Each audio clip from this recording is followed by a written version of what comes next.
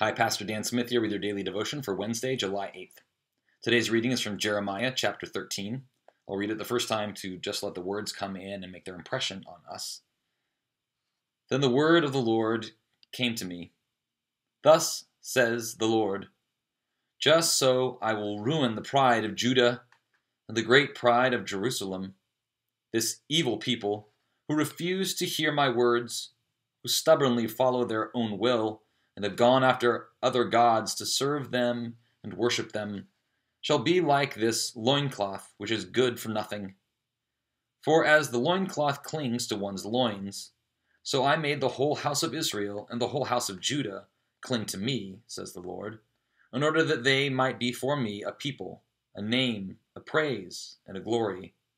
But they would not listen. I'll read it one more time, and we listen now for a special word or phrase that stands out. Then the word of the Lord came to me.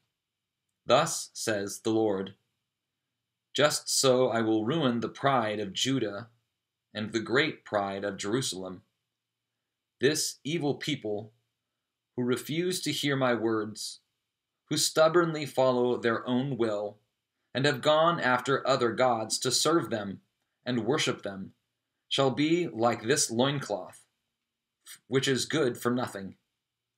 For as the loincloth clings to one's loins, so I made the whole house of Israel and the whole house of Judah cling to me, says the Lord, in order that they might be for me a people, a name, a praise, and a glory. But they would not listen.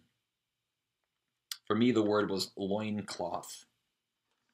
I'll read it one more time, and now we'll ask how this text meets us in our life. Then the word of the Lord came to me.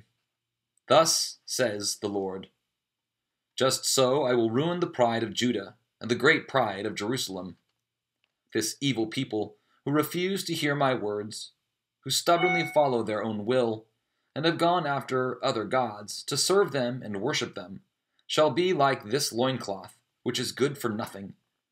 For as the loincloth clings to one's loins, so I made the whole house of Israel and the whole house of Judah cling to me, says the Lord, in order that they might be for me a people, a name, a praise, and a glory. But they would not listen.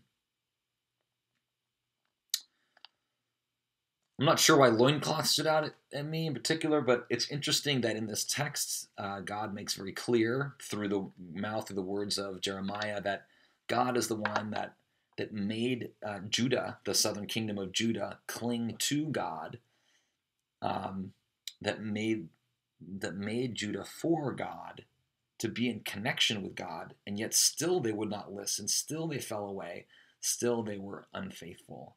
And that's a real challenge, a real problem that Jeremiah is frankly calling them out for. This is something the Hebrew prophets did again and again in the history of Judaism, the history of God's people, Israel, and got away with it, unlike in other cultures. But he's calling God's people to account, that there will be consequences for their actions. Of course, God still loves God's people, but God doesn't preserve them from the consequences of their actions. At the same time, there's a sense of lament in this, and maybe it strikes me this sense of loincloth and being useless and good for nothing, that there's grieving going on as well, both for the prophet and for God in this narrative and in this story, and maybe for me personally and for our nation as a whole, with what we're going through right now, with a pandemic we still don't seem to have control over. In many ways, we are still sheltering in place, even though we're not sheltering in place, we kind of are. We are reckoning with the thorny issue of the evil sin of slavery and racism, which has been around for 401 years in our country, like a wound that's been festering. We're still trying to work on healing that. There is a deep sense of grief and lament and loss that in some ways I think we're reckoning with anew. Now, this isn't a new thing or a new problem. It's something that black folk have been talking about for a long time, just many of us white folk have chosen not to listen, and that's to our shame. And becoming aware of the problem and choosing to make progress on it is always a good thing. It's never too late to do the right thing. So I'm hopeful in that regard, and wanting to be a part of the solution and wanting to do the right thing. Our church denomination, the ELCA, has taken a pledge of anti-racism. I and our congregation have been a part of that. We're going to be reading a book together. I'm Still Here is the name of the book. There's information coming out in our Wednesday update today about that. We'd like you to order it and be part of that conversation. We'll be gathering on Zoom later in the summer to discuss it. And we want to keep the conversation going wherever you are in this process, whatever it is you think and feel about this subject and this issue. We want your voice to be heard. We want to talk and exchange ideas, and to try to be the church in the midst of this process, because I do believe it's very important that the church have a voice and a place at the table in the midst of this reckoning, this reawakening for justice in our nation. So those are my thoughts and feelings regarding what Jeremiah has to say for us today. I hope you have someone you can discuss this with, and keep the conversation going.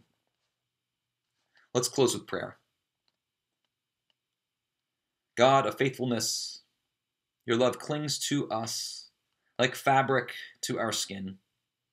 We hold tight to your mercy and compassion.